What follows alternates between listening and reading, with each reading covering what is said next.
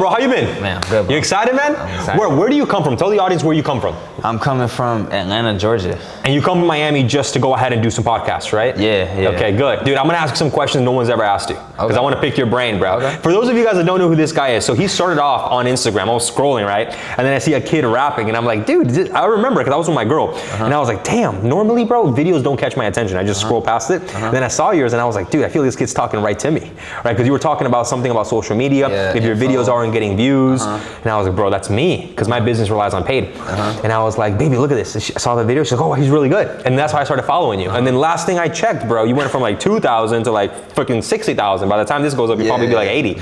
So, bro, how's been your growth? Talk to me about your journey when it comes to building your IG. Yeah, bro. It's been a crazy journey when it comes to IG. I originally started on Instagram, May 2022. So that was when I like committed to making content. I was posting twice a day, every day on IG. And I was just, at first I started with just self-improvement. That was on my personal account. This is a new account. Oh, it's a new account. Yeah, this is a new account for info. Before it was just like my personal, I was just talking about what I like talking about. Okay. So first it was like productivity tips, like I was waking up at 4:45 in the morning, so like how I was doing it, cold showers, gym, reading, things of that nature. That was at first what I was talking about. Then after that, I pivoted into tech sales, because that's when I got into sales closer to tech sales. Yeah. Okay. Yeah. So I was 18 at the time, and I was getting into sales because I wanted to like have a reason to drop out of school. Right. That was my motive. Okay. So I was like, all right, now that I got a job in sales, I started teaching people how to do it. Were you a setter, closer? What were you? I originally, so for tech, I was a SDR, which is a setter. SDR, yep. Yeah. But then I got into more of like the info type of side of sales, which like high ticket. And then I started off closing, then became a setter. So you didn't get into like marketing and content. You first got into sales. No, it was first content, but when I was still making content before getting into sales, like about the productivity stuff. And then I got into sales because I just needed a way to make money to not have to be in school. Right. So the sales was like my profession, while the content was like my passion. That's awesome. Yeah. That's awesome. So what offer did you work for? Like what were you selling? What product? First offer in the info, I was selling like tax services. Okay. So I was a tax company. They were doing different types of things. So it was like a done for you, done with you. Done for you was like, hey, we'll just do your taxes with tax prep. You know, it's around tax season. And then done with you was like a tax plan, a little more high ticket. Yep. So we had different price points. I was a closer for that offer. I got humbled pretty quick because I got absolutely killed by the other closer. He was cash collecting like 120. I was cash collecting like 24. Damn. But it was my first role. So it's like, at the end of the day, like, I look back and I'm like, I mean, at the end of the day, like, it's your first role, like, right. And then he happened to just be another closer alongside me. Like, I wasn't the only guy, so it made sense. Then I became a setter. I was a setter for an event space company. So they were teaching people how to start their own event space business. And then also they had a partner offer where they were teaching people how to get into real estate as well. So I was setting for those two info offers. I'm curious because a lot of people that follow me, that come from sales, right? So I was the youngest employee Grant Cardone hired. I was in sales, worked my ass off, moved here, $100 to my name at 17. Wow. And I love sales. It's my first ever love, right? So what do you think the closer was doing that he was cash collecting like 100 grand and you were cash collecting 20? Looking back on it. Well, I mean, at the end of the day, like, it came down to number one, like just experience. Like that's like 90%, because he was 29, I was 19, right? So like he had been in sales for years, right? Had already been on other offers. But in terms of the actual tactical things, I mean, I think just from hearing some of his calls, like one thing that he did really, really well was just the level of like appearance, right? Like that's something that it took me a while to value appearance. Just something as simple as like, what does your background look like if you're on a sales call? Do you have your hair taken care of? Is your camera blurry or is it looking crystal clear? Like, just little stuff like that. He would have it dialed in. He would actually dress up. He would look crisp. He would. Like a professional. Yeah, I was in my room. I was in my fucking mom's house, right? So I was like, I was just taking the calls, you know, and then which is absolutely crazy. Like the guy that I was actually closing for, he really liked me. So like he was even giving me base as a closer. Base? Yeah. How much was your base? Like $2K a month. Damn. Yeah. But I'm 19, so I'm like, shit. You're balling out, bro. Yeah, I'm like 2K there, 2K commissions. Yeah, I'm staying with my parents. Yeah. I'm like, shit, you know, 2K a month. So I'm comfortable, right? So I didn't even have that dog in me to like really even, you know, study his sales calls, like go through some of his things and being like, okay, like what is he saying, right? Like, cause I also was only taking calls from this time to this time. I wouldn't really do follow-ups after. I was in between 2 offers because I had joined a sales mentorship where they place you after, but then What sales? It was what's the mentorship name? Yeah. I don't know if you know Millionaire Closer. Okay. Dylan Blues. I think I've heard of him. Okay. Yeah, guys in Canada. So I joined their mentorship just about 2.5 years ago. How much did you invest, and would you say you got a return? I mean, I did get a return because I over 3 months I ended up paying $1,500. It technically was $5K, but I couldn't pay the right. Yeah. So they let me slide. They just removed me out the mentorship. But no, after $1,500, like I think when it comes to like because I was making the $2K a month. I was making commission too, so I may have been making like 3 as a closer. As a setter, I'll be making like between like 2 to 4, right? So like I made at 19, which is nothing. I don't consider this crazy money. At 19, I made like 38K. I think that's fire, right? That's fire, bro. Yeah. So I mean, just from an ROI standpoint, like $1,500 to make 38K, that was 19. At 20, this was 2024, so last year. The first like 4-ish months I was still setting, but then I decided to like stop setting, and then I went, into more like entrepreneurship. Interesting. So when you were doing the sales, right, how was your schedule like, bro? Because I had a similar thing, right? I was making great money because I was working at Grant. I learned from him, right? I was making $500,000. I was 20 years old in commissions. Okay. But the difference between you and I was that you probably had a lot of free time, right? At Grant, you don't have any free time. You gotta wear a suit to work, bro. You gotta clock in, clock out. I'm sure like with high ticket closing, you got a lot more flexibility. And I tell people all the time, like, bro, you're better off making 50 grand than making $500,000 and having no freedom and having 50 grand. I would much rather make 50 grand and have freedom than make $500,000 and have no freedom to do anything. I was kind of in that same position. Yeah.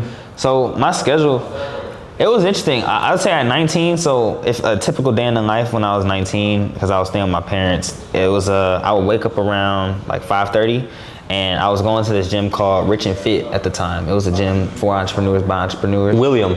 Yeah. Rivera. Change lives. Yeah. So it's his gym. Yeah. So I was going to Rich and Fit. I would leave. You know what's funny? He lives right there in the building next door, right next to me. Yeah.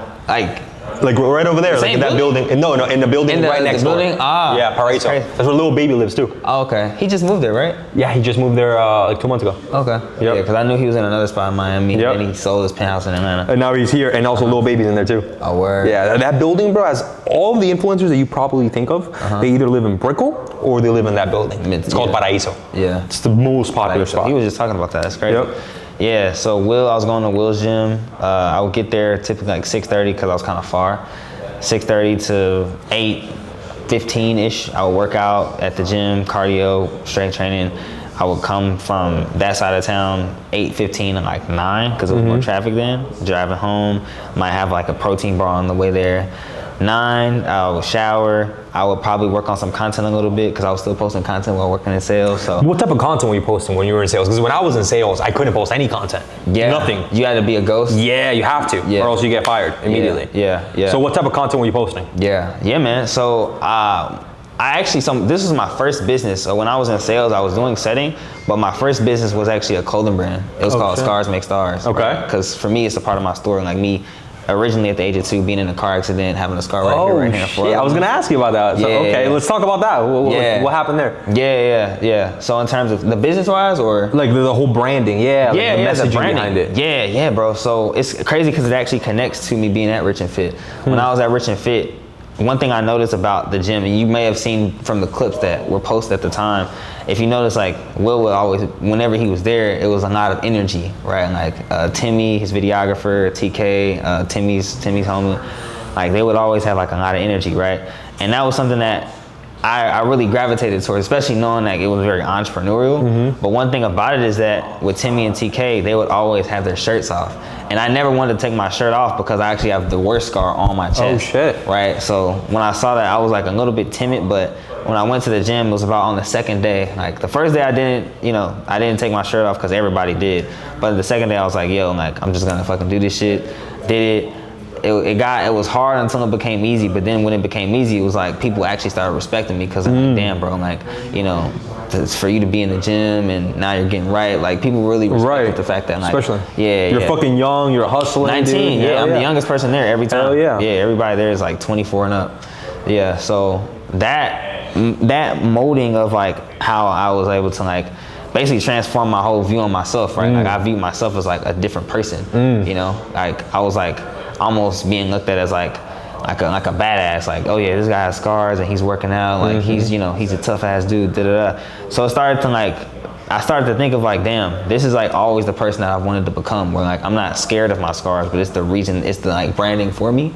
And then I already had the clothing brand idea in mind, but I just didn't know how it would come about, right? And as soon as like I got to the point to where I started posting my workouts in the gym, I started posting a little bit about like my scar journey, because I was almost a year into making content, so I was always doing personal branding. So for me, I started to just shift the content towards, you know, my story.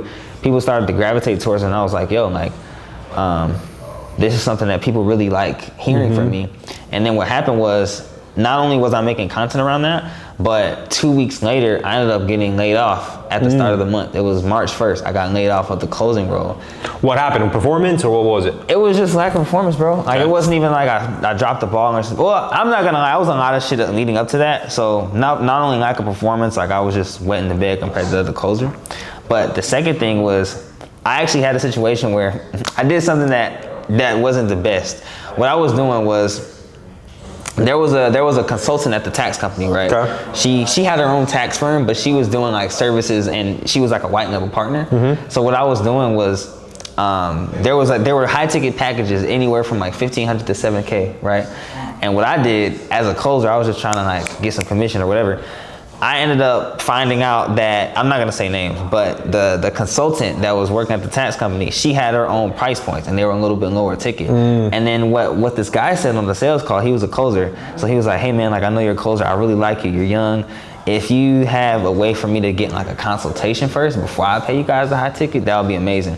And I was like, damn, well, the founder, he doesn't like taking consultations. So I'm like, all right, well, I got to go through this consultant that's now doing it for the founder. Right. So I'm like, I find that the consultant, she charges a little bit lower. So I ended up passing out to the consultant. The founder doesn't get paid. The consultant gets paid. She pays me under the table. Right. And it's like some fucked up shit that where now he's mad at me, but really he's not as much as mad as me as he is at her. Right. Because he's like, yo, what the hell? Right. Like, so then that on top of me not having the best performance, you know, at times I would be like driving on the way home from calls. I would be back at college because I still fuck with my friends. I'd be taking calls at the gym because I was still attached. Like, it was just a lot of shit where, you know, my youth really showed. And he just found other talent. He was like, yo, bro, like, I don't know, like, if this is the best I just know that you're not the best fit here. He wanted me to be like a script writer for him instead, because he knew I really like content. So he was like, hey man, I'll pay you the same base for you to write YouTube scripts for me. And I declined because I was like, I want to be in sales. Like, I want to make a fuck ton of money. Like, I know, like I was closing maybe like 24, 25 cash collected in a month. I was like, yo, I know I can do 50 next month, which means I'll be taking home 5, and I'm 19, so I'm like 5K. Like, you know what I'm saying? That's good money. But he didn't want me on the sales team. So it happened so abruptly. He called me. He was like, hey man, we're not having you on the sales team. This is my first rejection, so I took it personally. So that combined with the situation with like at Rich and Fit, me kind of gaining my own self-confidence, I was like, man, fuck this guy. I ended up starting the clothing brand because I was like, yo, like, I need a way to make money myself, right? Like, I'll get back into sales, but I need to have a way to, you know, generate survive, income. Of course. Yeah, because I felt like that happened because I placed control of my income in someone else's hands. And I'm like, I at least need to now have my own income in my own hands. Right. Like, where it's like sales, but then I'm also doing this shit, you know, running my business. Started the clothing brand, and then the content. What is that? How does that pivot into it? Like the clothing brand, right? Were you selling it? How were you selling it? Was it organic? Was it through videos? Was it paid? Talk to me about that. Yeah, bro. So the actual business structure of the clothing brand. So acquisition strategy was really like fully organic. If I knew what I knew now, I would have 100% like went into paid. Okay. But with what I was doing at the time, like I was already doing content, so I just did what I knew. Okay. So I just kept posting. Like, I'll post different videos, like about like, you know, I'll post motivational videos like, hey, scars make stars, da da da. I'll do like, you know, I'll do certain videos where I would be like at clothing brand events. Were you getting traction, like as much traction you're getting now, or no? No way, bro. No way. All my videos. Were you rapping or just normal? I wasn't rapping. Nah. So that's interesting. It's funny, bro, because knowing what I know now, like if I would have seen the future of like, hey, this guy in 2 years, because this was 2023, so 2025. If I would have seen 2 years down the future, I would have started rapping. 100%. Because I had a video that did really well where I was rapping about like business, and I think it was like new moves, making connections with good dudes, and I'm going extra because I want to test up with all of the tech like a guru. I made that shit. Okay. Yeah, so I made that shit at 18. I posted the video, people were really fucking with it, but I stopped. Cause I was just like, I want to do the clothing brand, So I wasn't making rap videos. It was more so videos around the brand. I just didn't really know how to make like clothing brand content. But what I didn't love was just making content. Right. I wasn't good at it in terms of, videos weren't getting that many views, but because I love content, I was just staying consistent. It got to the point where, thanks to a connection I made, my roommate, Ja Will, he ended up helping me with content because he was blowing up, teaching people how to make music and engineer their music. So he was more in the info space. So he starts teaching me about content, and I started having a few viral videos with my brand. And that's when I was like, oh shit, like I felt like I cracked the code because I was like, fuck, like I've been posting this whole time. I've been so like consistent, but it hasn't been leading the views. And now like this first video that it took me like 2 days just to edit it because I was editing my own videos at the time.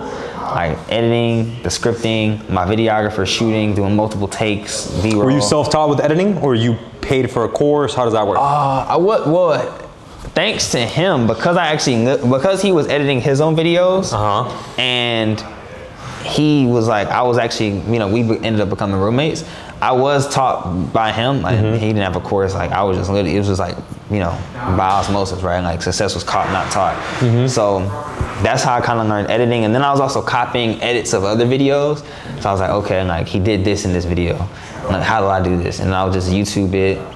It got to the point to where like, I wasn't even consistent with the videos. I would post maybe like one a week and it would do better than all the other ones. But I was like, damn, like the biggest bottleneck was the editing. So then when it got to the point to where like now the business I have now, we have a team of editors, it's been the biggest cheat code, just being able to post more. Where do you hire your editors from?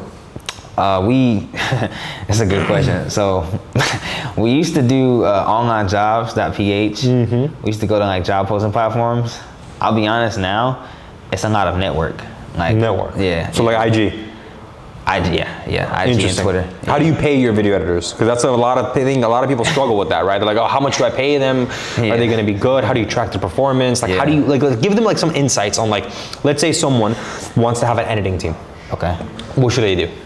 If you want to build an editing team, I have this in an ebook I wrote. So there's 5 steps when it comes to actually building out an editing team. And this is really any team when you think about it. You have the process of attracting team members, finding team members, interviewing team members, onboarding team members, and managing team members. Okay. Right. So when it comes to attracting team members, like obviously that's inbound, right? A couple different ways to do inbound. You can go to different job posting platforms. I personally have seen the best job posting platform has been ytjobs.co. That's a really, really good one. Basically with ytjobs.co, you're able to not only put a job description around the editor that you want, and it's a platform owned by YouTube, so it's like where editors actually like can list their clients. They can say, hey, we've generated this many videos, and it's generated this many views for this one client. You can go to the channel, it's already linked in there, so you can just do one click and then it takes you to the client's channel on YouTube. You can specify the type of niche editor you want, so whether that's a talking head editor, if that's an ASMR editor, if that's like a cinematic editor, you can specify that. You can specify short form, long form, podcast, it's a lot of different things. And then also you can specify the niche as well. So for me, I specify for the how-to niche and the education niche. But if it was adventure, if it's anime, if it's cooking, if it's baking, whatever it is, you can specify the editor you want. You can get really dialed in with that. Okay, so you find someone from there, right? Yeah. Then let's say you bring them on. What is the interview process? What do you look for? Do you negotiate salary? Like, walk me through that. Yeah. So let's say, so I have obviously attracting, finding. Now, when you get to the interviewing part, right? I recommend number one, before actually getting on the interview with the editor, typically I would call this like the qualification questions I ask before an interview would be number one, are they in school? How old are they?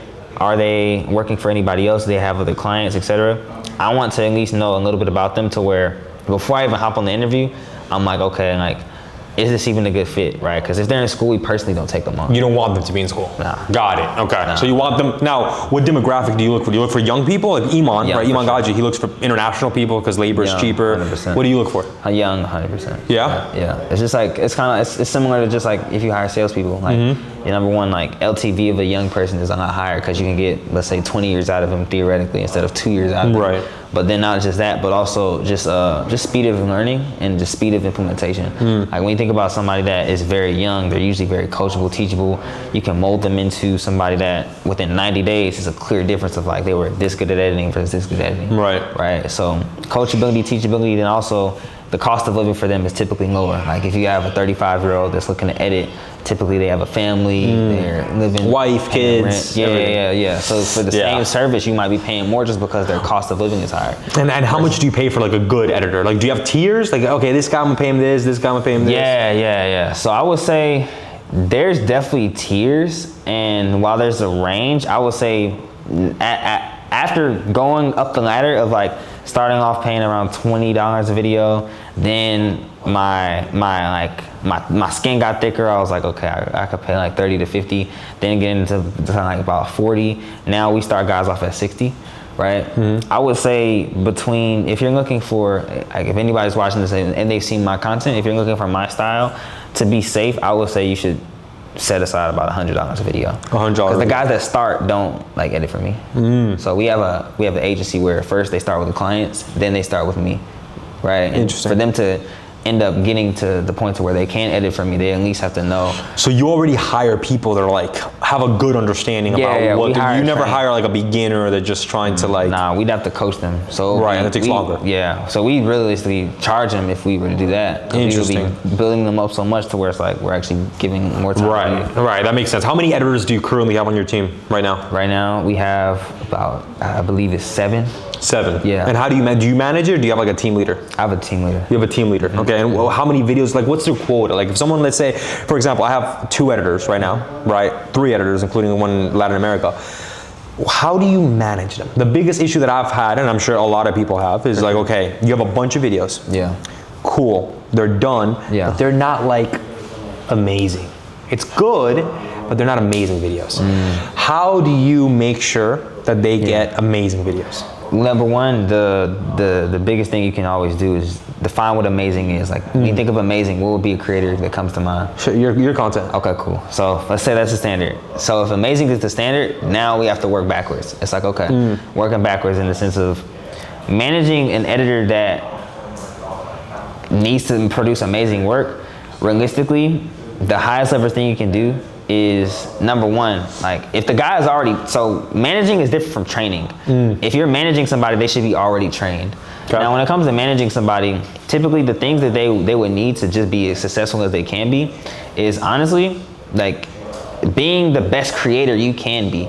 Right, like the fact that I rap every video, my editors enjoy editing my stuff. When I was doing just regular talking head, I would still script my own videos word for word. So at least the editor knows exactly what I'm saying. Then they can take my script, they can put it in Figma, and then they can start storyboarding the video. Well, you said an app. What's Figma? What is that? Figma.com. So Figma.com is number one, the app that the editors use for different designs to come up with, like that they put in the video. So obviously the editing is not just maybe cutting the video where it's like cuts, captions, and music. That's like a hard cut. But an actual, I would consider like a soft cut where they tend to make the video very creative. Like they put their creative spin. That's where they may come up with designs within After Effects. It might be Figma, where they can go on their iPad, they can start drawing, and they can really get creative with it. So you want them to, like, this is an interesting point, right? Because you want them to script out their animations before. Yeah. So the top guys who edit for me, like especially if it's like an ad, right? Because we do pay now. If it's like an ad, 100%. Like they draw out like, okay, scene 1, he said this right here, what I'm gonna put. Scene 2, this right here, this is what I'm gonna put. And the creative director hops on calls with the editors and is like, hey, like do the storyboard this way, do it this way. When you represent this scene, use this type of animation because of this. So I would say when it comes to managing, if you're looking to manage the editing team and do it at the highest level, the best thing to do that I've personally used, even if you aren't doing an agency where your team is doing edits for people, I would say to be safe, hire two, make sure that they're both good. The better one, make them manager. Because what the manager will be able to do is take a lot of load off you of like leaving some revisions, coaching them on how to depict certain scenes, giving them references. So if you like content like mine, then give them 3 references. Say, hey, this guy posted this video, this video, this video. Take certain animations and put it in yours, right? For me, if I really want them to do something well, I'll send the editor a Loom video. I'll say, hey man, I like this video, it's really good, here's how it can be better. I'll go to Instagram, I'll show them some of, some other people's content that really have really solid editing. I'll be like, hey bro, they did this at this scene, I want this to be in this scene, and then I'll go back to another software we use is Frame.io. And with Frame, you're able to basically leave comments at certain timestamps within the video. So I'll be like, hey, at 6 seconds, I want the scene to look like this, and go to Instagram, and then go back to Frame. So that's one of the things you use for management. How long would you say it takes you to, from like, let's say an idea to like video? That's a good question, bro. So my media buyer is actually not gonna like this. Anaya, she's actually the GOAT when it comes to managing my ads. The thing that I have to do though is I still give her the creatives. And one of her biggest pet peeves of mine is that it takes a while for me to go from idea to video when it comes to just the actual like concept of the content I make. Like, cause I have an ad that's running right now where I'm rapping. It takes a while for that video to be created. So when it comes to idea, typically like the ideas come from maybe questions that the audience has. I usually already have ideas on hand just because they ask me so many questions. Now when it comes to the script, I can write a script, I would say, like just words, like in terms of what I'm saying right now. I can write a script probably in 10 to 30 minutes, maybe 20, I would say 10 to 20 minutes. And what's the creative process behind that? Like, do you think of a beat first? Do you think of a topic first? Yeah, bro, that's a good question. So typically when it comes to the rap creation, because when I first started the rap, I would actually do a script first and then turn it into a rap and just make it rhyme. Got it. That's what I would do. Now that I've done it a few times, typically I'll actually go rap first and then script. Or I'll just rap it and then structure it out, because I already have a consistent flow that I typically use for my songs. And what happens a lot of the time now in my creative process is, let's say that I'm in the car, like me and Anaya, I actually was in LA before I went to Atlanta. So Anaya might play some music in the car. She's playing like some Lil Uzi, and I hear like she might be playing Neon Guts, and I'm hearing the song. Every time I listen to music, because I actually stopped listening to music. Only music I really listen to is my own now. Okay. But if I do listen to music and I'm with her in the car, I'm like, okay. Wait, so you have your own music? I didn't know that. So on you make my platform. Oh, okay. Yeah, I'm talking about my actual. I thought you meant like music, Spotify. No. Okay. Which is also coming soon as well, because like most people are willing to listen to my stuff. But I might listen to Neon Guts. I'm like, how can I play off of that? Right, because usually what I look for when it comes to me listening to music now, I listen to buzzwords that come up a lot. So Neon Guts is the name of the song. They say it a lot in the song. And I got a kung for a run. I got neon guts. And I'm like, okay, neon guts. What's neon guts? That's a color. Okay, how can I connect colors to content? Well, with content, a lot of people use colors for their captions. Okay, well, if they use colors for their captions, then I can talk about brand colors and how you use the same specific colors. The background, your background picture. Exactly. So then that's when I made a rap about brand colors, and I said you shouldn't post on Instagram again. Well, that's until you pick your brand colors, right? And then I just started flowing. I was like, okay, brand colors. Brand lovers, like how to turn your followers to brand lovers. I'm like, so my structure when it comes to the rap is usually, along with just making it rhyme, is the what, why, how framework that I use for creating content, right? Very simple, tried and true way to educate people in a clear way. What, why, how? Well, what typically 90% plus of my videos are like negatively framed of like, you shouldn't do this, never do this, stop doing this, right? So you shouldn't The what is the mistake they're making. So what mistake are they making? You shouldn't post on Instagram until you pick your brand colors, right? So the mistake is they don't have brand colors. Right. Okay, cool. Why is this important? The what, why, how framework. Why? Let me show you why this is important and how it can turn your followers to brand lovers. Okay, cool. Now I'm framing that I'm about to tell them about why. The why, according to studies, 85% of all customers use colors as a guide on choosing one brand over others. So here's how to know the brand colors that you should decide on, right? Shit, it rhymes, bro. Yeah. So but that's the actual thing. Like I looked up studies because if I'm searching up why, like I wanted to be credible.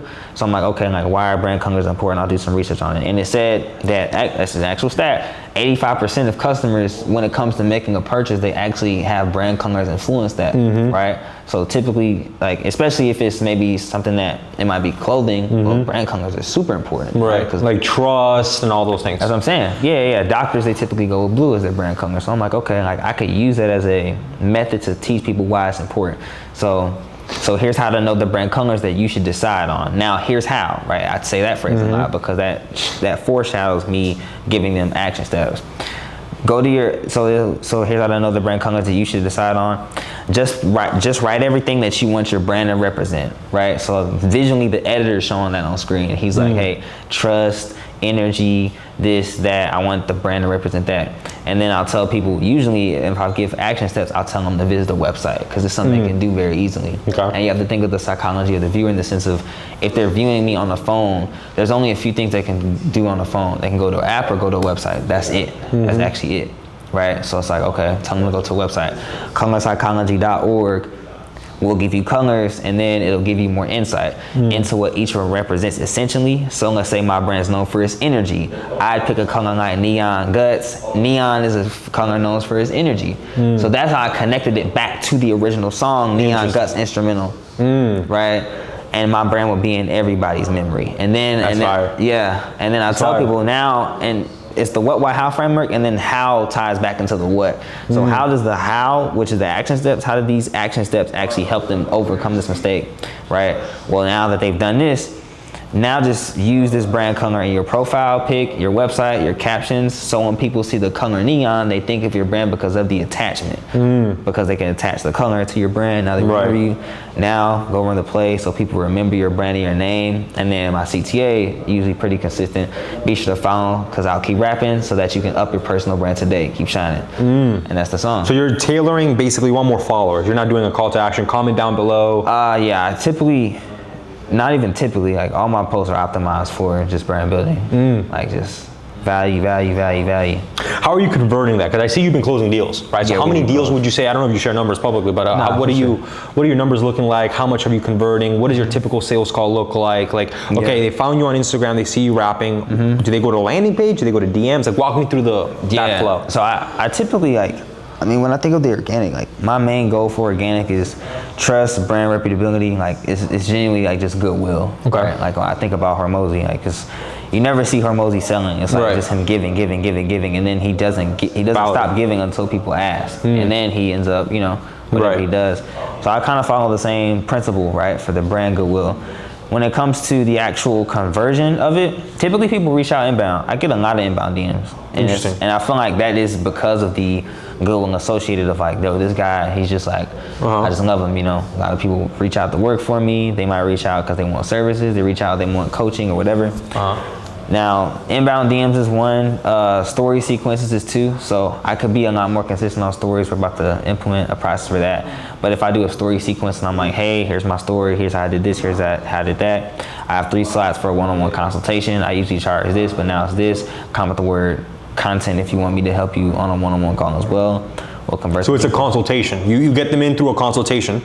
How much do you charge for a 1-hour consultation? We charge $500 now. Okay, beautiful. When you say we, do you have business partners involved, or is it just I just say we anytime because I have a setter and closes and then I actually take the call. That's beautiful. Yeah. So they DM you $500. Where do you transact? You Stripe, WAP? We used to use, bro. So we're phasing out Stripe right now to go all in on WAP. Stripe's crazy. Yeah, Stripe is crazy, bro. They held like a lot of money for a lot. Yeah. I couldn't even pay my team for like a good week because they were like holding all my money. I had a 180-day hold.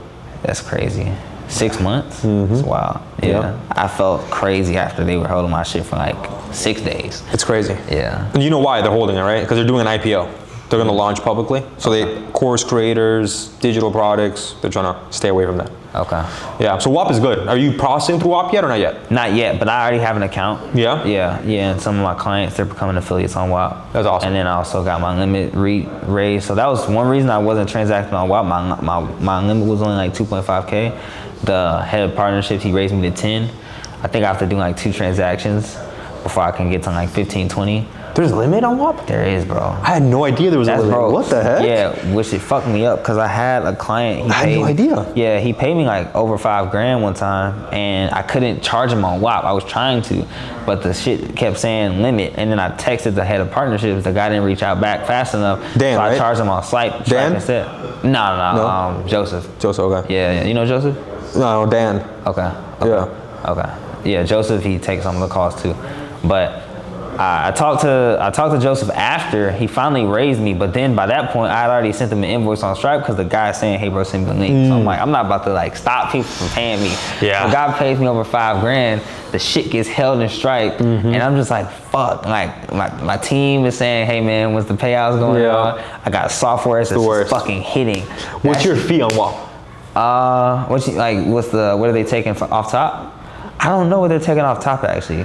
I have to ask, because I would assume it's generally like, I think industry standards were like 2.9. They're pricey. Okay. They're pricey. So I noticed, right, because I was transacting, I was like, where the fuck's the money? Like where? So I looked to the details of the transaction, the payouts. Bro, it's 2.9 because they use Stripe, right? But they use Stripe through WAP. Yeah, that's what I'm saying. So they pass the Stripe fee to you. Okay. And I love WAP, by the way. Everyone was watching from WAP, but they pass the Stripe fees to you, and they charge you an additional 3% on top of that. So you pay 6%. 5.9? Yeah, it's insane. And that's if you get a good deal. A lot of people charge 5, 6, or 6% just of that fee on WAP, and then plus an additional 2.9 on Stripe, which is like 8%. It's crazy. Yeah, I like to use multiple payment processors. You never want to rely on one. A good one that I'll recommend you is Fanbases. Bro, so I signed up for Fanbases too. The thing I think about Fanbases is like, I noticed that number one, WAP's financing is better. Like I think you know about the split pay? Yeah, or split it. That's what it's called. Split it. Yeah, the shit finances up to 67K. It's crazy. Yeah, I think Fanbases, they had Klarna was like up to 10. So, dude, I like Fanbases. What makes you go Fanbase over WAP, bro? So for me personally, bro, the payouts are quicker. Okay. They're way quicker, in my opinion. It's like I need that shit. 1-2 days, bam, in your account. Fuck. Plus the second thing, bro, is the fees are smaller. They charge me 2.9. I got negotiated a good deal where it's just 2.9. So they're charging me the same deal as of Stripe, but that's because I process a lot, right? So you got to just go in a call with her. The lady, I'll connect you if you want. Yeah. And you just got to negotiate with her. You can negotiate, they'll give you a good deal. But bro, that's just, majority of my deals come from Afterpay or Klarna. Yeah. WAP doesn't have Klarna right now. Really? They don't have it available. Oh, wow. They have Split It. They're trying to push Split It. But Split It, do you know the fees they take? Bro, Split It, bro, it's insane. They take, if I'm not mistaken, 10% on top of the 6%. So you're missing out on 16% of your money. God that's like damn. sales guy. That's a commission right there. Yeah. It's a lot. That's worse than a sales guy. It's a lot. Standards like 10. It's a lot. It's a lot. That's worse than a sales guy. It's a lot, bro. For you, what I would recommend is getting Fanbases and just Zelle. Bro, Zelle would be your best friend. Have you done Zelle or no? I've never done. I've always thought like with just tracking with Zelle, like at least It's the best. Really? Zelle, no chargebacks, no disputes, nothing, clean in your account that very moment. It's the best. I've thought about Zelle being like under the table shit. Like how do you like? You report it. So what bank do you have? I have a business bank account. It's called Relay. Okay, so I would recommend you getting Chase. Right, Really? Chase is one of the biggest banks in the world. For the funding? Yeah, no, not just for the funding, just to have a bank account, to process money. Or you want to get Chase. I don't have a Chase business bank account yet. You can go right here, there's a Chase right there, open an account, 1 week you're up, right? Why Chase? Because Chase, the Zelle, bro, is beautiful. You can get a Zelle's up to 7,000, 10,000. Really? Hits your you account can charge high immediately. ticket on. I didn't know that. I thought it was a limit. Okay. No, there's no limit. Some people might have a daily limit, $5,000, $7,000, but it's still better because there's no fees, bro. Yeah. They send you you can still $5,000. do Zelle from like up to 7, and then for Fanbase it's like higher than that. Exactly, bro. Dude, I do Zelle all the time. For wires, you do 25K and above. Really? For Zelles, bro, any 7,500, 5K, 10K, just Zelle. Wow. It'll save your business, bro. Instant in your account. Yeah. It's the best thing. My sales guys always know, first line of defense, Zelle. Then if that doesn't work, then fan bases. If that doesn't work, then WAP. If that doesn't work, then ACH. Yeah. Oh, not even Stripe. I banned on Stripe. Fucking Stripe. I got 5 Stripes banned. Damn. I have $2,000 right now in Stripe that I just can't get out. I just stuck there forever. Fucking crazy. Bro, but that's interesting. That's crazy. No, but that's interesting, right? Because a lot of people don't know that, right? Because you're great at the content side, right? You're great at the content. You're getting how much would you say you've made if you want to share? Yeah, no, for sure. We've made close to 110 in the last year. Bro. Majority of that has been organic. Yeah. Well, we started doing paid this month. So yeah, collectively since I started, like that's been a little under a year, 110. Dude, it's beautiful, bro. Yeah. This year we're about 96. 10x it, bro. Yeah, we're about 90. We're close to 100 now. So we're gonna hit like. Bro, you'll get to $1 million. Yeah. By this time next year, you'll be $1 million. Yeah. Well, first 6 months we've done close to 6 figures. That's awesome. So like, yeah, 6 months, 6 figures. And what's your deal? We've been averaging around 30 for the last 3. Okay. What's your package? So you jump on a call, right? They DM you. Is it you that get on a call, or you have a closer? It's me still. It's still you. Okay, got it. So you get on the call. Are you lean in all the way, or you're kind of more like a chill back? Hey, here are the packages. If you want to buy it, buy it. If you don't, I'm kind of like that. You're kind of like that. I'll be honest, bro. And it's not even like the fact that I don't want to close, but like I've actually seen, especially with my market, like I only sell B2B. Got it. So that's another thing too. Like I'm big on goodwill also because like I aspire to go into B2C later, but like I would rather build up so much goodwill now and then like just have so much. Bro, you can selling power. So you don't even have a product like a digital. I don't even have no. It's all agency. That's interesting. So for me, I'm big on like I'm kind of chill because with B2B it's like it's a lot more of a logical sale. Like it's not like hey emotion, hey bro, let's do this shit. Da da da. Like it's not like that. Like when I used to be in high ticket sales, it's a lot more like okay, hey man. This is clear numbers. If you're spending $10,000 a month on ads, and you know that this organic content can drop your cost per lead by 50%, well, you can literally spend the same $10,000, get double the lead flow. Your closers can close double the deals, and then your organic is actually able to get you an extra $200,000 a month, and you're only paying us this. And it's like clear fucking numbers. And he's like, okay, man, I know that sounds good, but can we start off with like one video? And then I'm like, yeah, and I'll credit that to this, and then we'll negotiate that. He'll pay the rest after the video does really well because he really likes the video, you know. So it's like it's not really like a hard sell with B2B. So do you charge per video, or is it like a retainer fee? It's retainer for sure. How much do you charge like on average? What's your average ticket price? Yeah. We on average somebody will pay us around 3. 3, and what does that include? Yeah, for 3 they get access to 8 videos a month. 8 videos a month. Like that's like done for them. Okay. Yeah, so they are the face, but we pretty much do everything else. That's fire. So you script it, you tell them what to say, how to say it. Is it just short form or also long form? We do just short form right now. Just short form. Right now, yeah. Damn, that's fire, bro. So what is that, the math? 3,000 divided by 8. That's fire. And your cost? No, actually. 3,000 divided by 8. Because 250 a video is actually the higher ticket package. So 3,000 divided by 8, that would average around 375 a video. Ooh, that's pretty fire, bro. Yeah. So we have 3 packages. We have the 3K for 8 videos, the 4.5 for 16, and the 6K for 24. Have you thought about upping your price with more videos? I have thought about upping. Because I feel like 8's too little, right? Price. Like you post more than 8 a month, right? How many videos do you post? Well, that's actually just an entry level package. We usually try to get people at least for the 4.5. Okay. Which is 16. Okay. That means they can post. That's a way better deal. Yeah. Yeah, 4 times a week they post. Got it. Which is, I would say, like that's a good amount of posting. Right. For sure. Do you have a minimum, like, or is it a month to month? It's a 3-month minimum. 3-month minimum. So yeah, they can either do 3K a month for 3 months, or they can just pay us 8 up front.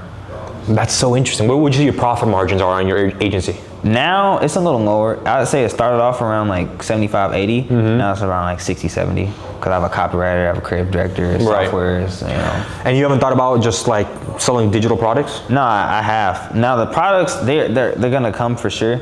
My next move is actually a community. So like no ticket MRR. Because what I've seen is a lot of times, because I have the funnel that we run is actually, it's a VSL funnel that is optimized for high ticket, but what that does is a lot of times people just instantly get disqualified.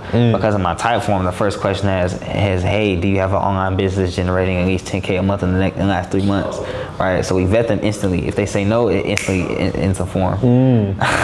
So it's like, interesting, bro. Like it's crazy because one thing that I know as a business owner, I've had to come up with. I've had to face the reality of the fact that like, while goodwill is very important, like I do value the LTV of my brand on like me being able to do something long term. it does have its fucking pains in the ass short term, because like to see, I mean, bro, I have my Slack channel with the sales team chat. Like it's just the type form automation, like 0, 0, 0, 0, 0, 0, like score 0, which means that they click no and it instantly ended the form. I'm seeing that shit every day. It hurts. It does hurt. Because we don't even have not just paying. I mean, paying for them with editors, with you know, if we do paid, they come from paid. But not even just that, but also the fact that like when they go, so my instant disqualifier is like basically straight to the like one-on-one call, to where they can book a call with me for, you know, $497. They also get, you know, access to my course. There's a thing of like booking the call. Oh, so you do have a course? Yeah, I do. Okay. Yeah. And do you sell that, or is it part of like the? It's part of the call, cause I don't. That's another thing too. Like, I generally want to help people with the implementation. Like, with just do it yourself. I don't know, cause it's not. I don't know. For me, when I recorded the course, it's kind of like Loom. It's like it's me reading a doc. I would want it to be a lot more higher quality. So that's why I pair it with the call, cause like it's really just a call with me and you get free access to the course. I think you should raise your price to I know I should. Yeah, 1,000 minimum, $997. Yeah. 1 hour call, $997. Yeah, for sure. Because then you would attract the real people, you know. Not just that either. It's also the fact that like I grow so fast, bro. Like it's hard for me to even keep track of like, oh shit, like I should up my price, because I literally went from like I was just at 20K, we up priced then, if we're at fucking 60 by tonight, like that's a 3x, you know what I'm saying? Yep. And like the organic still doing what, you know, so it's like it's hard for me to keep up. Margins, obviously, like we hire people so fast, but I'm like, oh shit, like we brought on more clients. So. How many salespeople do you have? Just one, bro. Well, I have setters. Yeah. How many setters? We have one. How many calls are they doing, would you say? Like booking? Yeah, like just calls. And do they do outbound calls or no? It's DM. DM. Yeah, because the majority of my like traction is. Bro, something that helped me tremendously, I think might help you from grants, bro, is outbounds. I have 7 sales guys. They do about 60 to 70 outbound dials every month. Okay. 70,000. So a lot of dials, right? Wow. But it equals to conversions, because we call people, they get a free ebook, paid ad, right? They call them, get them on an appointment, get on a call, close them. High ticket, 7,500, 10,000, 25,000, 30,000 for mentorship. Okay. So, dude, I think if you start implementing that, and you can talk to Leo about it. He's got great salespeople. That's what he does. He sells salespeople. Bro, if you implement like an actual outbound, do you have a CRM right now? Yeah, I do. How many leads would you say you have? Go high level. I haven't. So it's getting built out right now. We don't have everything at Go High Level, so it's hard. Because I know in Calendly I say it might be close to 100 now. I'm guesstimating, but majority of my leads are all B2B. So I would say it's a lower amount where I'm like a lower amount of calls, lower amount of leads. But obviously, like that's the service we sell with agency. It's interesting.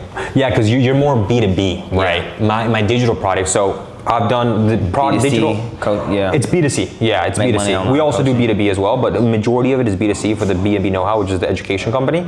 So I've invested 400 grand and made back 2 million cash collected. But I'm trying to get into organic, because if I would have done it organically, dude, I would have kept 2 mil instead of 400 grand down the drain. Yeah. Or it may have been just 200 grand to make the same 2. Exactly. Yeah. Now the thing about ads is it's great because it's predictable, right? I know, for example. That's why we do paid now. Yep. Yeah. How much are you spending on paid right now? We spend about 50 a day. That's pretty good, bro. Yeah. And you're getting leads or no? We are. I'd say there's been a little bit of creative burnout, because like I've been doing the same like creative for about 3 weeks. Okay. So I've had to like start now getting comfortable with doing more paid, because I'm so used to like my content style is so optimized from like just quality that like I'll take time to make a video, and like I'm cool if it takes time. But with paid, you have to like act fast. So like my media buyer at the end of the night, like I tell a story about her of like, she's always on my ass about like, yo, more creatives. She's really good at what she does, so she needs the creatives, so she optimize like the testing. Yep. And it's been an adjustment for me getting into paid, because I'm not used to like having to optimize and like actually now do call to actions. I'm so used to like giving value, because like that's really like true to me. Like I just always want to give.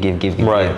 So it's been an adjustment of like, okay, like I have to think, okay, sell, break beliefs, like, you know. So it's been an adjustment for paid, but I like it. It's like a new challenge. Bro, I think you know what you should do. You would crush webinars. That's what I do. Webinars. She does. She's really fucking good at webinars. You should do webinars. It's interesting, bro. So I'm curious about like, my thing about webinars is I've always thought about it being something for B2C.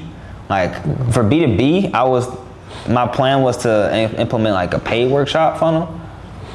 to really attract people that higher quality leads. Yeah. Yeah. Cause I'm cool with speaking to 10 people if they've paid money, not just that, but like it's a sign of seriousness. Like, I mean, 10 people. I mean, let's say it's 10 people. Them each paying $100. Like, bro, it's $1,000. I don't give a fuck. Right. But I just know the value of like that prospect. They'll all show up to that call. Those 10 people, they will stay for like an hour and 30, 2 hours. They'll ask me good ass questions. It won't be some shit like, how can I blow up? I'm like, bro, what the fuck?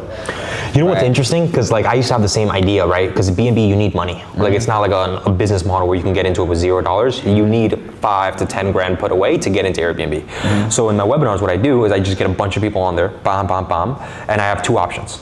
Hey, based on the type form, it disqualifies them.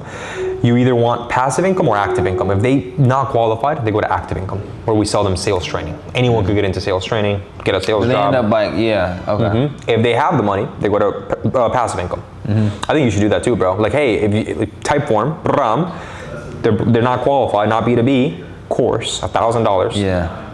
They are, boom. Or the MRR community is really next for me too. Yeah. Because I would want to have like a group model where it's like, okay, like there's a lot more LTV and like them knowing that, hey, there's a lot of people in here. Oh, you can launch that tonight. I know, bro. You can get so many people in your stories. Hey guys, I'm in Miami. Just want to show you guys. I fucking know. And then there's like, there's such a big, like I'm not used to this. Like I'm so used to like being low key. Like I just was low key. So now it's like, shit, if I have 60,000, a lot of people will be in that community. The launch will be fucking crazy. Like, just What's your goal? What's your target? Like, where do you want to? What do you see yourself doing? Let's say 3 years from today. 3 years? My target, bro? Man, it's hard. 3 years is like, I don't know, like, cause I think about if 3 years ago, if I could see where I'm at now, I'd be like, oh shit, Carson's a pretty cool guy. You'll be my age in 3 years. Damn, I feel old. I was You're always the 24? youngest. I'm 23. Okay. 23. Yeah, so I'm gonna be 24 in 3 years. Okay. Yeah, so You're 21. I'm 21. Okay, nice. Yeah. So at 24, bro, man, that's a good, I could just see myself being like, just kind of like just an elevated version of who I am right now. Like I think about like, I kind of would compare myself, and this is not actually to sound like cocky or anything like that, but in terms of like where I see my trajectory going, I could see it being similar to Mr. Beast. Yeah. Where like, he's always been a face, and like his face just eventually his face and his face card alone, like millions of people, billions of people. And he's had that one face card be something that is shown everywhere. I see myself having a very similar trajectory to where, obviously right now we're like B2B, we're agency, I coach people on content, but if you notice, like at the end of my videos, like I always say keep shining. So me branding the concept of keep shining, because we're rebranding the agency to Keep Shining Media. Oh, that's fire. Yeah. That's fire. Getting a logo design, it's gonna be fire, crazy. Yeah. And you do a clothing brand too, Keep Shining. That's what I'm saying. That's fire. That's next. Yeah. So like more B2C, like clothing, branding, keep shining, bro. Like it could be food. Like it's That's like, hey, keep shining, whatever. Like really, you just keep shining podcast. Like I have my own podcast. Keep shining, like software. You know what's so interesting about you? When I ask that question, everyone always tells me financial goals. Nah, fuck you that, bro. said you didn't even mention a financial goal. You went straight to like keep shining, It's the branding, LTV. Bro, like LTV of like myself. Like, I really like when I look at my comments, I look at my DMs, because I check them a lot. You know, I'm on Instagram a lot. I've just really been able to realize, bro, like how much of an impactful brand I really have on people. And it's something I definitely don't take lightly, because people DM me, they'll be like, yo, bro, like, you know, like you're the one person to where like every time I see your videos, I'm like, this is Carson again. It's Carson again. It's Carson again. It's almost like addicting. It's like a video game.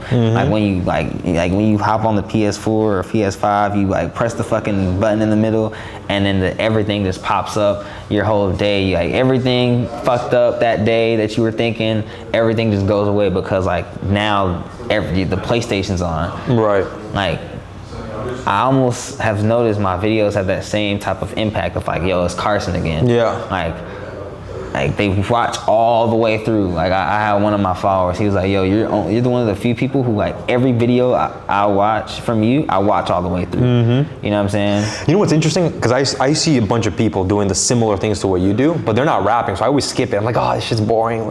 With you, bro, I can actually watch the full video because it's entertaining, and it makes you want to watch the other videos. Yeah, and it's a cheat code too, bro. Because I realized with my videos, this one girl, she was like, Carson, like, your videos are so funny because I get so hyped when I'm listening to the videos that I'll actually rewatch it again to learn what you were saying. That's fine. Which, think about the watch time on that shit. It's fucking crazy. Yeah. I'm like, if everybody's watching my vid Multiple times. once or twice, then it's like, you know, Instagram just pushing my shit out so much. So when I think about like 3 years, bro, I genuinely see restaurants, like, I see myself being just the face Carson, just being everywhere. That's fire. Like just this, like, and I keep saying the word face because I just realized like people's attachment to me, like when they see this kid, he has his sponged hair, this nice skinned kid in his room with the fucking gold RGB, like the amount of like happiness that I'm able to put in people, it's like it's something I don't take lightly, bro. You know what it reminds me of? Bro. I don't know if do you watch Disney growing up? Disney Channel? A little bit. There's a movie. It's called it's Let It Shine. No, it's Let It Shine. That would be crazy. Yeah, Let It Shine. Okay. Wait, actually, dude, that would be actually crazy. Hold on. I don't know. You've probably seen it, bro. It's about a guy who raps. Really? Let me see. I think I've heard of Let It Shine. Isn't it funny how it's the same name as? I know. I was about to say. It is Let It Shine. Yeah. You haven't seen this one? I haven't seen it. Bro, you gotta watch it, bro. You remind me a lot. Oh shit! Yeah. I've not seen this movie, but I know about it. It's fire, bro. You gotta watch it. Let It Shine. It goes right. I was wondering. I was like, why am I relating it to that? Because keep shining. Your story, your energy. It's like same. This guy's like, fuck the money. I just want to help people. Like it's the same thing. Bro, it's crazy. You gotta watch it. Yeah, I do. That was a great movie. Yeah, I just think, bro, like my videos just impacting people so much. I feel like that's something that I feel like my passion for videos wasn't something that was like, it wasn't taught, it was caught, right? So like the fact that I still do it now, like even with the followers that are coming, it doesn't make me really feel any different. Like it's satisfying, it's validating for sure, because it's like, damn, like after years of not having the views or whatever, you know, now the videos are like, you know, I see the output, but realistically, it's like the way I see it, bro, like if I was getting no views, I'll still make videos. I did it, right? Like me getting views, I still make videos. You know what I'm saying? So I just see it as like me being able to impact people through video. Like I think of a Mr. Beast, somebody that now his shit is just like, it's a whole video production company. Like he fucking invests millions of dollars to make the best video that he possibly can. I do the same. Like I pay the editors like thousands of dollars a month. That goes very far in Asia where they live. You know what I'm saying? My guys are like 17, 18, 19, 20, 21, 22, making good money, more than their parents. You know what I'm saying? So me investing like hundreds and hundreds of dollars of every video. Like obviously the rapping, like the engineer. Like I'm paying the engineer, paying the editors. Like I pay for softwares, AI, stuff like that to optimize. And do you use like AI to script out your videos, or just? I built it myself. Okay. Yeah. Got it. Yeah. So after writing so many raps, it's like, okay, like I've been able to train it on my rhyme scheme. So like just little stuff of like, okay, if I'm rapping a video, I usually don't go with like a AABB rhyme scheme, which is like can, Dan, he, she. I don't do that. I'll do like a ABAB, which is like can, he, Dan, she, right? You shouldn't post on Instagram again. Well, that's until you get your bio more optimized. I'm about to show exactly how you do it, ABA, so you can use it to organically monetize, right? So I've trained it on like how I rap, and now it's just like fast as fuck that I can rap now. That's fire. I want to do two activities with you. Okay, so the first one is going to be word recognition. So I'm gonna say a word, or I'm gonna ask you a question. I want you to just say the first thing that comes to your head. First thing, okay? So let's just start. Let's do Miami. Okay. Success. Okay, that was good. That was good. Okay. Both. Yeah. Okay. Social media. The first thing. Opportunity. Okay. Opportunity. Okay. Business. Life. Okay. I never stop being a businessman. Shining. Positivity, world change, impact. Light. I think of shine, I think of light. Like let the light shine inside of you. So like when people see my videos, like they see light, they're like, yo, this guy is really like living in this purpose. Like it's lighting my day, right? That's That's what I awesome. think Risk. of. Reward. I like that. Let's do life. Journey. I like that. That's fire. Okay. The other one I want you to do. Okay. So I want you to be 100% real. You can be like, bro, this shit's ass. This shit's like. I want you to be as truthful as possible. Okay. Okay. You about to... I want you to audit. Quick little 60-second audit my page. Okay. Tell me where I'm going wrong. All right. What would you do if you were in my shoes? So just go in, play with it, scroll on the reels, the whatever. So number one, I can tell you doing a lot of paid because if I look at your... It's brutal, isn't it? It's brutal. It's embarrassing. Yeah, it's pretty quick. Me being a content guy, I can tell somebody that's paid because it's the engagement relative to the following. Bad. Yeah. Okay, so keep in mind, right? So 3-4 years ago, I paid $7,000 to get my account to 150 followers. Worst mistake I ever did. 150K? 150K. Oh, wow. I paid $7,000 to get to 150. As you can see, I have 80. What happened? I had 150. They all started unfollowing, and it was bullshit. It was fake people, like from Nicaragua, 14-year-old girl from Nicaragua. It's like they're not buyers. But anyways, you live and learn. So I want to get your feedback on that. Should I start a new account? Like, what would you do if you were in my shoes? Yeah. Is this the account where you're running paid ads? It is, yep. Okay. So my thing is don't fix something that's not broken. If you're doing paid and it's paying you, I would say keep the account at least. I've seen good content be able to still be put on accounts even if the following might be kind of like inflated. Okay. Because at the end of the day, like good content is good content. Hey, let me share record. Right? So my editor could add it. All right, there we go. Yeah. So good content is good content. It'll get shared. So I wouldn't be too worried about the account like having maybe fake followers before. It's really just about posting better content now. Now I want you to feedback on the content because I have an editor. He's the same one that's editing this video, so he's gonna see your feedback. All right. What would you say about the video style, the editing, all that? One thing you can be honest. Yeah. I would say when I see one thing, immediately I think of inconsistency. Okay.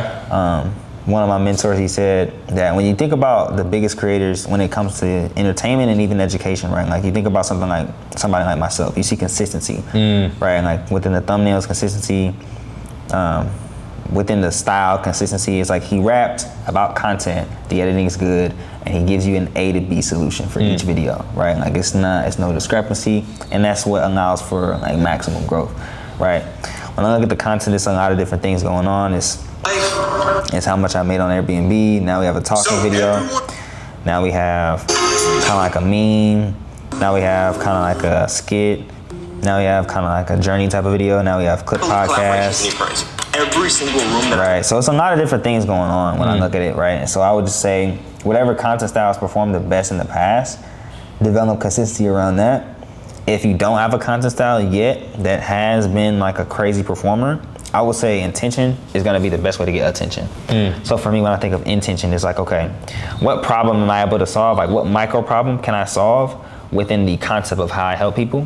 For you, it's obviously you help them get in the Airbnb. Like this is the info page? Yep. Okay, cool. So if this info is like when you think of the concept of information is to the little purpose of information is to shortcut somebody's success by giving them knowledge that they did not once have. Okay. Right? I'm obviously shortcutting people to know how to grow their social media, etc. For you, you're teaching them how to get into Airbnb, right? So there's a lot of things that people do wrong when it comes to Airbnb, and the best way that you can make content that actually gets attention, especially starting off, is making mistake-based content in the sense of, if you notice, like just look at my thumbnails, like all my content for the most part is like negatively framed. Never post, never use, never post, stop posting, never post, stop making these intros, stop editing content yourself, never sell, never post, never have, never. You see like red almost every video because I know that, well, they actually did a study, the Harvard, I think it was the School of Journalism, journalism being media, right? The School of Journalism, they did a study and they said that negative headlines tend to get more attention than positive headlines because more people would rather avoid pain than gain pleasure. Instead of making $100, what's more painful? Losing $100. So the actual magnitude of that pain is greater than the magnitude of pleasure, even if it's $100 up or down, So for me, when I think about any page, the best way to start off making content that's intentional is just saying, hey, think about the biggest mistakes that beginners will make whenever they want to go to Airbnb. Like, okay, what's the biggest mistake that they have? Funding. Funding, one mistake, right? Why are you boom? Location, right? building a team. Building a team. Funding is beautiful because it's directly attached to money, right? Stop paying cash for your Airbnbs. Stop buying cash with Airbnbs. That's an instant hook, right? And then the framework that I use, like I just talked about maybe 30 minutes ago, the what, why, how framework, right? This is for education. It works well. It works like a charm every time. What, why, how? Well, what's the mistake people are making? They're buying Airbnbs with cash. Stop buying Airbnbs with cash, right? Boom, that's the hook. Reasoning is why, right? So what's reasoning are you giving, right? It could be, there's banks that will literally give you $20,000 in a line of credit, which in 2 weeks, instead of you waiting 6 months to save up that same 20,000, right? And the best part is you only need a 680 plus credit score, 0 to 5 hard inquiries, and no negative items on your credit report. So here's how you can get funding in 3 simple steps. Number 1, go to ibank.net or however, you know what I'm saying? Like, right. And then you break down the action steps. Like think about the viewer. They're either on a phone or computer. What can they do? They can go to apps or website, either or. So then give them a website, okay? ibank.net, ibanknet.com. You can find the list of banks near to you. Once you find a bank, go ahead and type in your zip code. Then when you type in that zip code, go ahead and visit that bank, talk to a relationship manager. After you talk to a relationship manager, say that you want a secure credit card to start off, then eventually they'll upgrade you. They'll increase your credit limit over time. Interesting. And now you've given them an actual solution to a problem they have, which is they're investing with cash. They don't, obviously, because they're investing with cash, they don't know how to get funding. So here's how to get funding. You break it down step by step. You tie that back into how to help them get to the point to where they can buy their own Airbnbs to make 5, 10, 15K a month passive income. Right. Now that has solved a specific problem for a specific person and given a specific solution. Interesting. That's the best way I've seen to be. That's beautiful. Yeah. That's beautiful. So find the problem, always go for the problem. Okay. Got it. Stop picking the pretty Airbnbs before you do these 3 steps. Yeah, stop buying pretty Airbnbs, or stop buying Airbnbs that look good. Like you can do variations. Same way you do paid ads and you split test hooks. Same shit with content. So it's like never buy Airbnbs like this. Never buy pretty Airbnbs. You should always buy shitty Airbnbs, and here's why. The shitty Airbnbs actually have the most potential for profit, because if you fix it up, you can invest 15 in the renovations, but then sell it for 85,000 and make 75 and make 70,000 as gross margin. So here's how to do the same. Go ahead and go to shittymarketproperties.com or like.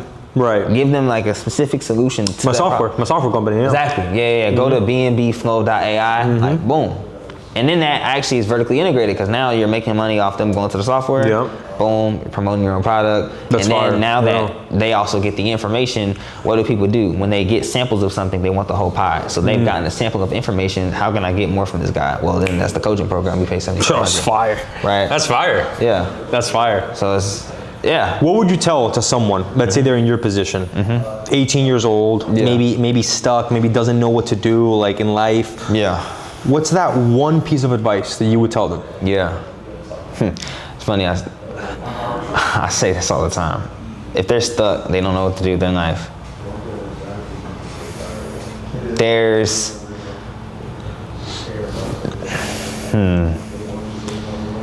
a lack of direction is a different problem than a lack of effort, right? Because a lack of direction could be effort that's in multiple directions, right? So if somebody has a lack of direction but not a lack of effort, that means that they just lack priorities. So I would say prioritize. If they lack direction, prioritize what means the most to you.